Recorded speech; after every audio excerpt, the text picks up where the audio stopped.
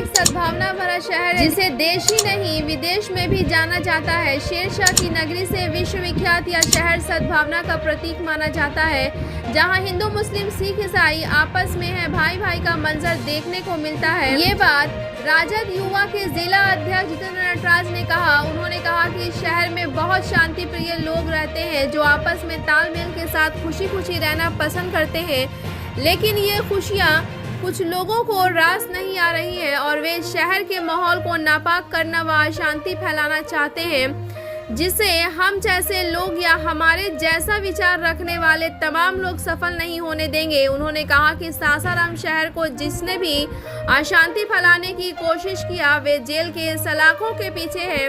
कानून का डंडा उनके ऊपर चला और पूरा बिहार जान चुका कि सासाराम शहर के सद्भावना को कौन बिगाड़ने के लिए माहौल बनाया था। वैसे लोगों से होशियार रहने की जरूरत है ताकि हमारा शहर खिलता रहे, मुस्कुराता रहे, हंसता रहे, लहराता रहे और सद्भावना का प्रतीक बना रहे। आइए देखते हैं जितेंद्र नटराज क्या कहते हैं, सुनते हैं उनकी जुबानी। ब्यूरो रिपोर्ट, बिहार दर्शन। जी नमस्ते, बिहार दर्शन से असलम परवेज़।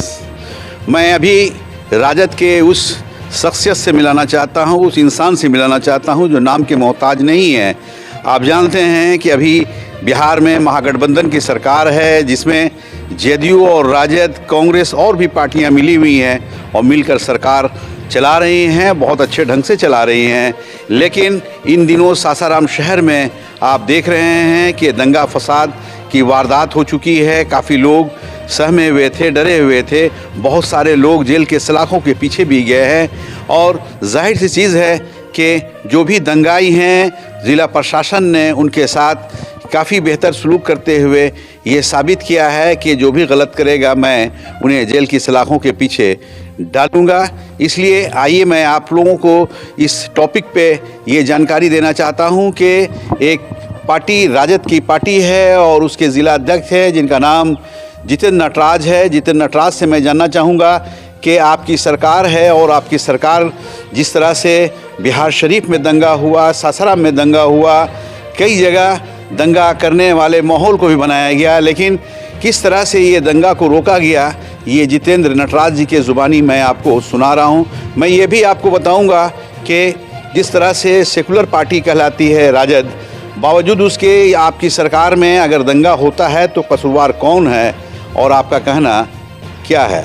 आइए मैं उनके ज़ुबानी आपको सवाल है, क्योंकि आप महागठबंधन में हैं, राजद के आप जिला अध्यक्ष हैं, सरकार आपकी है बिहार में, बावजूद उसके दंगा हो रहा है, क्या कारण है? देखिए, इस देश में बहुत सी पार्टियां हैं, हमारे बिहार में भी उन पार्टियों का वजूद है।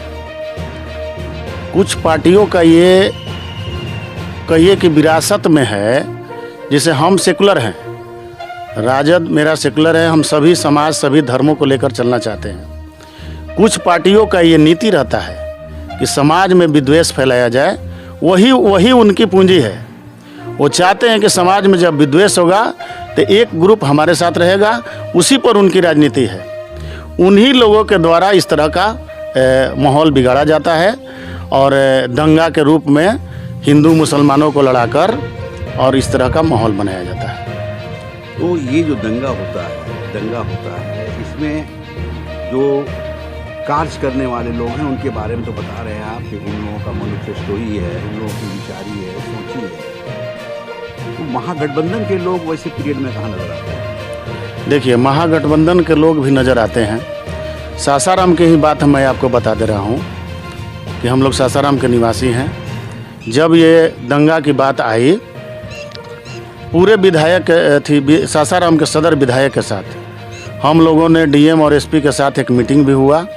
मीटिंग के बाद सासाराम में 3 दिन तक माननीय विधायक, पूरे राजद का टीम और भी ग्रामीण थी, टाउन की जनता, सेकुलर जनता, ये सभी लोगों द्वारा हम लोग घूमकर पूरे मोहल्ले में घूमकर शांति व्यवस्था बनाने का प्रयास किया गया और शांति व्यवस्था बना भी, प्रशासन भी सहयोग किया।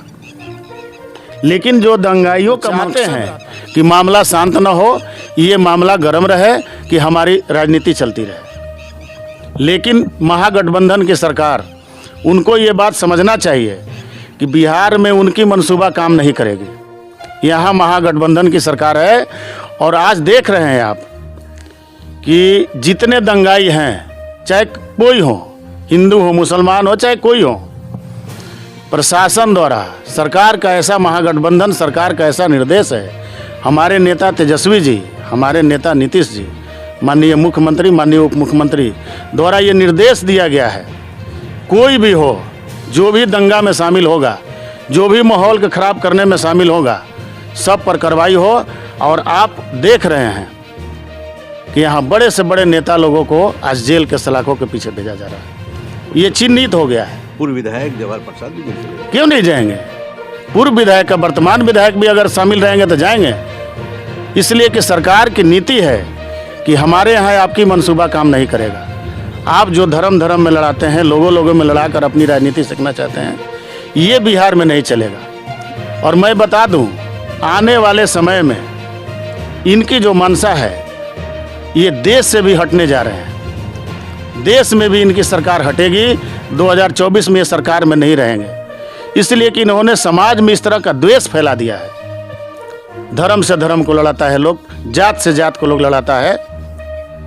कैसे होगा, कैसे चलेगा? अच्छा, एक चीज़ बताइए कि रामनवमी पे मौके पे ही जैसे बिहार शरीफ में दंगा हुआ, ससरा में दंगा हो गया, राम का जुलूस निकला है, उनके नाम पे जुलूस निकला है और उसी दरमियान ये दंगा हो जाता है। क्यों होता है? देखिए, मैं एक चीज़ और बता देना चाहता हूँ सर, आप भी गौर, जुलूस बहुत तरह के निकलते हैं। सिख भाई भी हमारे जुलूस निकालते हैं, मुस्लिम भाई भी जुलूस निकालते हैं, हिंदू समाज का भी बहुत सा जुलूस निकलता है, कृष्ण जी का जन्माष्टमी का जुलूस निकलता है। लेकिन राम जी का जो हमारे भी भगवान है राम, हमको भी आस्था है राम से, लेकिन जो राम जी का जुलूस निकलता है रामनवमी के पीरियड में, आप देखे होंगे कि अधिकतर दंगा का माहौल उन्हीं के जुलूस में होता है। और उनके जुलूस निकालने वाले कौन हैं? तो विश्व हिंदू परिषद हैं, RSS हैं, बजरंग दल हैं। ऐसा क्यों होता है? इस चीज़ पर गौर करने की बात है। इसका मतलब कि जो संगठन निकालते हैं उनके द्वारा इस चीज़ को फैलाया जाता है। नहीं, वो तो हम देख रहे हैं कि देखिए सासाराम का जो विशाल शोभा यात्रा है, इस शोभा यात्रा में भी जो श्री राम जन्मोत्सव समिति के लोग हैं, उसमें निवेदक के रूप में विश्व हिंदू परिषद और बजरंग दल है। ये तो मैं दिखा रहा हूँ, इन्हीं के नेतृत्व में जुलूस निकलता है। तो उस जुलूस में आप जैसे सेकुलर या महागठबंधन के लोग क्यों नहीं रहते? देखिए, हम लोग भी और जुलूस में भी रहते हैं, लेकिन इनके द्वारा जो जुलूस निकाला जाता है, मैं ये क्वेश्चन करना चाहता हूँ कि इन्हीं के जुलूस में क्यों इस तरह का माहौल बनता है, क्यों माहौल ख़राब होता है? और भी मुसलमान भी जुलूस निकालते हैं, क्रिश्चियन भी जुलूस निकालते हैं, हमारे सरदार भाई भी जुलूस निकालते हैं, हिंदू समाज का भी और जुलूस निकलता है, लेकिन एक रामनवमी के जुलूस में ही ये इस तरह का माहौल बना दिया जाता है। राम तो भगवान है, सब किसी के भगवान है, पैगाम है शांति का, सब किसी के भगवान है, कुर्बानी का पैगाम, हमारे भी भगवान हैं। ऐसा नहीं है कि आप जुलूस निकाल लिए हैं और राम श्री राम जिंदाबाद कर लिए तो आप ही राम को मानने वाले हैं। हम भी राम को मानने वाले हैं, हम भी पूजा करते हैं, हम भी हिंदू हैं। आप कोई हिंदू के ठेकेदार नहीं है। आपने उस जुलूस में सुना? बड़ी शर्म की बात है ये खास करके हिंदुस्तान के लिए और उन लोगों के लिए जिनके द्वारा इस तरह का कार्य किया जाता है। आप धरातल पर देखिए, एक जगह हिंदू और मुसलमान रहते हैं। मैं दूसरे की बात नहीं कहना चाहता हूँ। मैं जिस गांव से आता हूँ उस पंचायत में, पहले पंचायत था महदीगंज पंचायत, पूरे पंचायत में एक घर मुसलमान है, एक घर मुसलमान है। और हमारे यहाँ पूरे पंचायत के लोग उन मुसलमान को सरपंच बनाया था निर्विरोध। एक घर मुसलमान, और आज भी हैं वो, 2 परिवार बंटकर हैं और खुशी से रहते हैं। उनके किसी शादी ब्याह में सभी हिंदू बैठकर खाते पीते सब करते हैं। कहाँ है विद्वेष? कहीं विद्वेष नहीं है। अब द्वेष का मामला क्यों फैल रहा है? जब से बीजेपी सरकार आई है पूरे देश में, ये सासाराम की ही स्थिति नहीं है, ये तो महागठबंधन की सरकार है, तो इन लोग को बुझाता है कि हम लोग पर कार्रवाई हो जाएगी। मैं आपको बता दूं कि पूरे देश में इनका एक ही मकसद है, एक ही मैनिफेस्टो है, नफरत फैलाओ, वोट का ध्रुवीकरण करो और राज करो। कोई विकास की कोई बात नहीं है। मैं तो कहना चाहता हूँ कि बीजेपी के द्वारा डिबेट में बैठ जाएं और बता दें कि इनके द्वारा आज तक कोई कार्य किया गया हो। गंगा का सफाई नहीं हुआ, आज तक स्मार्ट सिटी नहीं बना, कोई एमपी द्वारा लिया गया था एक गांव को अपने गोद में, कोई उसका विकास नहीं हुआ। नोटबंदी का क्या फायदा मिला? 370 इन्होंने हटाया, क्या उसका फायदा मिला? इनका एक ही मकसद है, डिवाइड करो समाज को, समाज में विद्वेष फैलाओ, हिंदू मुसलमान करो और राज करो। क्या मुसलमान करने में, इस देश को विकास करने में जितना हिंदू का है उतना ही मुसलमान का है, उतना ही सिख का है, उतना ही ईसाई का है, जितने धर्म के यहाँ रहने वाले हैं सभी का उतना ही योगदान है इस देश के विकास में। देश को आज़ाद करने में तो मुसलमानों का काफ़ी अहम रोल है। हर जगह आज़ाद ही नहीं, मैं तो एक बात ही बोल दिया कि विकास में, देश के विकास में पूरे धर्म के लोगों का सहयोग है। कोई नहीं कह सकता है कि केवल मेरा है। बहुत सी बातें हैं, हमारे बड़े नेता बोलते हैं कि जो अपने आप को आज हिंदू के ठेकेदार समझते हैं, देश के आज़ादी के वक्त कहाँ थे वो? जवाब नहीं मिलेगा इन लोगों से, जवाब नहीं मिलेगा। देश की आज़ादी के समय विश्व हिंदू परिषद, बजरंग दल वगैरह था क्या? मैं एक बात और बोलना चाहता हूँ, हिंदू की बात लोग कहता है, मैं कहता हूँ कि जो हिंदू के लोग ठेकेदार हैं, किसी हिंदू दलित को अपने यहाँ बैठा कर खिला लें तो मैं मानूंगा कि आप हिंदू के ठेकेदार हैं। जो हिंदू दलित है, जो सबसे नीचे तबके पर है, डोम है, मुसहर है, आज पसवानों के हाथ से पानी नहीं पिया जाता है, चमारों के हाथ से पानी नहीं पिया जाता है, हिंदू के वक्त वो कहाँ गया? आप कहते हैं कि हिंदू है, झंडा लेकर चलो। ऐसा कौन करता है? जो अपने आप को हिंदू के ठेकेदार समझते हैं। ठेकेदार कौन है? ये तो आप समझना पड़ेगा, ये तो इस चीज को जानना पड़ेगा। समाज में अगर आप हिंदू बनाते हैं तो सबको समान रूप से लेकर चलिए, उसमें भी आप डिवाइड करके रखते हैं, छुआछूत का भेदभाव रखते हैं। मैं आपको बता दूं सर कि इस बीजेपी के सरकार में माहौल को एकदम बिगाड़ कर रख दिया गया है। हिंदू मुसलमान की लड़ाई होती ही अलग चीज हुआ, जातिगत विद्वेष बहुत फैला हुआ है।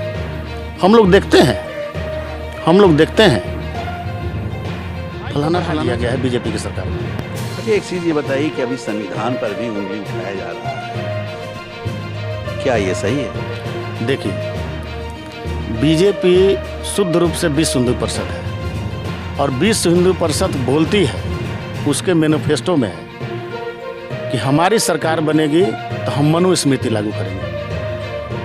वो संविधान को नहीं मानती है, बाबा साहब के दिए हुए संविधान को नहीं मानती है। अभी एक मामला दिल्ली में चल रहा है, अभी तत्काल मामला दिल्ली में चल रहा है। जो विदेशों से मेडल जीत कर लाए, जो देश का नाम रोशन किए, हमारे प्रधानमंत्री जी द्वारा उनके साथ फोटो खिंचाया गया, फोटो खिंचाकर पूरा प्रचार किया गया है कि हमारे देश की बेटियों ने, हमारे देश के नौजवानों ने मेडल जीत कर लाया, हमारा देश इस तरह विकास कर रहा है। आज जब उनके ऊपर गुजरा हुआ है, सुप्रीम कोर्ट को हस्तक्षेप करना पड़ा कि नहीं, केस होना चाहिए। सुप्रीम कोर्ट के हस्तक्षेप के बाद केस भी हुआ, तो केस तो हो गया। आज गिरफ्तारी नहीं हो रही है। क्या दो कानून है? आज प्रधानमंत्री को इसमें हस्तक्षेप नहीं करना चाहिए। इसका मतलब कि जो आपके सांसद हैं उनके ऊपर कोई भी आरोप लगे तो स्वच्छ हैं, उनके लिए कानून दूसरा है। इस सरकार की यही नीति है। संविधान को नहीं माना जा रहा है, संविधान को नहीं माना जा रहा है। तो क्या अपील करेंगे देशवासियों से? हम अपील यही करेंगे देशवासियों से कि विद्वेष समाज में ये देश सभी धर्मों का देश है, ये सेकुलर देश है, हमारे संविधान में लिखा हुआ है। यहाँ सभी धर्मों के लोग वास करते हैं। पूरे देश में बहुत सी भाषाएं बोली जाती हैं। अब चले जाइए दक्षिण में तो आपको यहाँ का भाषा वहाँ नहीं पहचान में आएगा, वहाँ का भाषा आप नहीं समझ पाइएगा। कि जो समाज में विद्वेष फैलाने वाले हैं, जो समाज में एक दूसरे को लड़ाने वाले हैं, जो बाबा साहब के दिए हुए संविधान को नहीं मानते हैं, वैसे दल को, वैसे सरकार को आने वाले 2024 के चुनाव में मैं जनता से अपील करूंगा कि उखाड़ फेंक दिया जाए और जो सेकुलर सरकार है उसको सत्ता पर बैठाने का प्रयास किया जाए। देखिए, जितेंद्र नटराज जी हैं, ये ज़िला अध्यक्ष हैं, राजद के ज़िला अध्यक्ष हैं। और आप जान रहे हैं कि अभी बिहार में जो सरकार है वहाँ महागठबंधन की सरकार है, जहाँ पे तेजस्वी यादव उप मुख्यमंत्री के रूप में हैं और उनके ये कार्यकर्ता हैं, ज़िला अध्यक्ष हैं। जैसा ये कह रहे हैं, जैसा ये बता रहे हैं, मैं आपको दिखा रहा हूँ, आप देख रहे हैं। ये जितेंद्र नटराज जी का ये कहना है कि वैसे पार्टी के लोगों से होशियार रहने की ज़रूरत है जो देश को अहित करने की कोशिश कर रहा है। ये इशारा कर रहे हैं भाजपा पे कर रहे हैं, ये बजरंग दल पे कर रहे हैं, विश्व हिंदू परिषद पे कर रहे हैं कि ये इन लोगों से बचना है और बचते हुए देश को महान बनाने की कोशिश करनी है, ताकतवर बनाने की कोशिश करनी है। देश के हर धर्म के लोग इस देश के लिए कुर्बानी दिए हैं, ये देश सभी का है, ऐसा जितेंद्र जी का कहना है। बिहार दर्शन से असलम परवेज़।